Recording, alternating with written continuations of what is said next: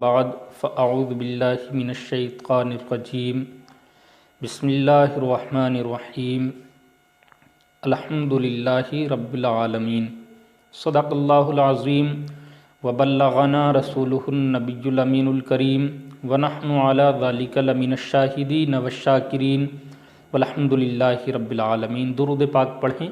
अल्लाहुम्मा सल्लि अला सय्यदिना व मौलाना मुहम्मदिन व बारिक वसल्लिम सलातुम सलामुन अलैका या रसूलल्लाह सल्लल्लाहु अलैहि वसल्लम।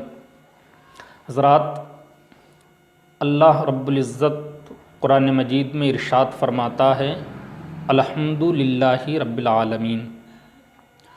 हम इसको देखें, इसके तर्जमे पर गौर व फिक्र करें तो जिसका तर्जमा है अल्हम्दुलिल्लाहि रब्बिल आलमीन, तमाम तारीफ़ें अल्लाह रब्बुल इज़्ज़त के लिए हैं।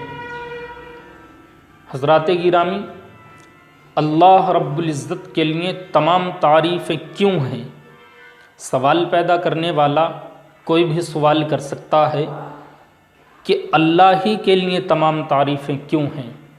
हज़रात गिरामी, उसका जवाब बिला किसी तकल्लुफ़ इन दो अल्फाज़ों में दिया जा सकता है, नादान तो जानता नहीं, तमाम कायनात का मालिक। आगे जब पढ़ते हैं हम इसी सूरत को तो पता चलता है, अल्हम्दुलिल्लाहि रब्बिल आलमीन अर्रहमानिर्रहीम मालिकी यौमिद्दीन, जो रोज़े जज़ा का मालिक है, यानी अल्लाह रब्बुल इज़्ज़त तमाम कायनात को पैदा करने वाला है, तमाम कायनात का रब है।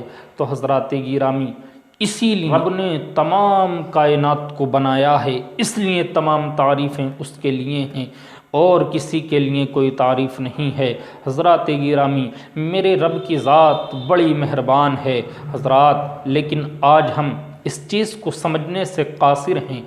आज हम इस बात को समझने में, आज हम इस बात को समझ नहीं पाते हैं। काश अगर हमने इस बात को समझ लिया होता कि हमारा रब हम पर कितना मेहरबान है, कितनी मेहरबानियाँ करता है हमारा रब, तो आज जो हम गुनाहों में मुलव्विस हैं, हर वक्त गुनाहों की कसरत हम करते रहते हैं। हज़रात गिरामी, अल्लाह की कसम, अगर हम ये जान जाएं कि कितना मेहरबान है हमारा रब, तो हज़रात गिरामी हम गुनाहों पर कभी, गुनाहों को करने पर कभी तैयार ना हों। लेकिन हज़रात गिरामी, अगर आज हमारा जायज़ा लिया जाए तो हम गुनाहों की तरफ बढ़ते हुए नज़र आते हैं। हम इस बात को भूल गए हैं कि ये दुनिया चंद दिनों की दुनिया है, ये दुनिया फ़ानी है, हमें अपने रब की बारगाह में हाज़िरी देनी है।